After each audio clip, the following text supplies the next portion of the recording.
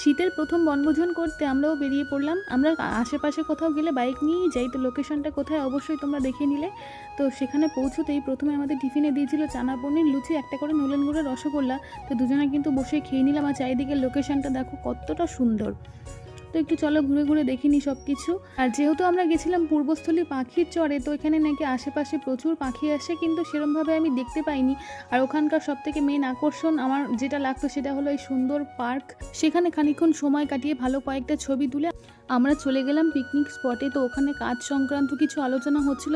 আর এই বনভোজনটা ভিএলই গ্রুপের তরফ থেকেই স্পন্সর করা হয়েছিল। তো চলো দুপুরের খাওয়া দাওয়া শুরু করা যাক। খাবারে অনেক কিছুই ছিল। তো খাওয়া দাওয়া কমপ্লিট করে সন্ধেবেলার ভিউ দেখতে দেখতে আমরা চলে আসলাম বাড়ির দিকে। তো রাস্তাতে কিন্তু প্রচণ্ড হাওয়া ছিল। তো ওখান থেকে পাটুলিতে এসে দুজনে 1 কাপ করে চা খেয়ে নিলাম।